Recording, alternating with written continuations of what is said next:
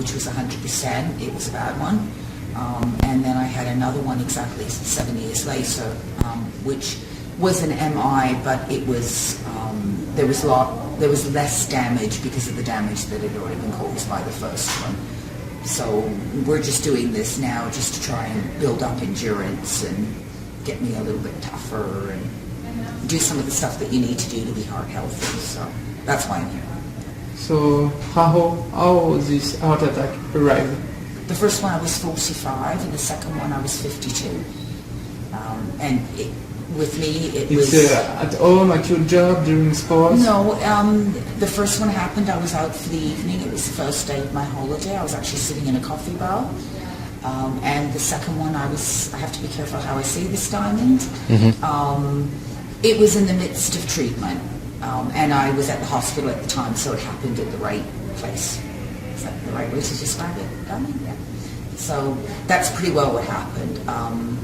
I'm prone to coronary problems because I do have heart disease, and it's in the family. So I'm third generation of the women that it's hit in my family. So I'm sort of predisposed. That has restricted me from doing the exercise. So I'd be in a lot better shape coronary-wise and general well-being if I was able to do more exercise. So that's what we're trying to do. We're trying to monitor the heart disease as well as incorporating in some sensible exercise to do as well.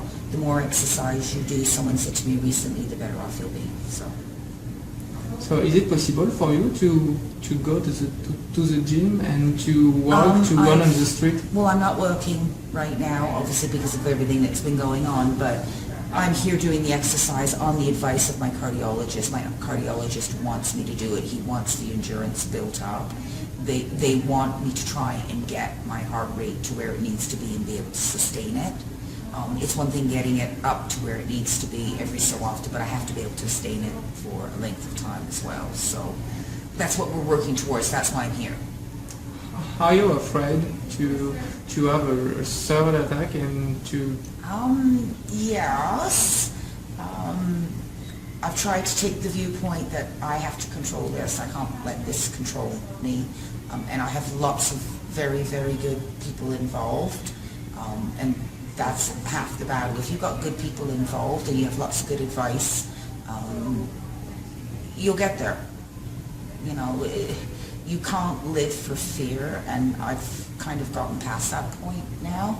I just do the best I can under the circumstances, and there's really nothing else I can do. Do you want to tell something at the people who have a heart attack and they want to practice against sports? If you're predisposed, if there's a condition anywhere in the family, get checked out. That's what your doctors are for. Before you start to do anything, get some really good advice and they'll tell you what to do and how to do it. I didn't get checked before. I knew it was in the family, and some of it was my own fault because I was trying to ignore it. Ignoring it's the worst thing you can do. If you deal with it head on, get the information you need, you can do it. So that's kind of my words of wisdom.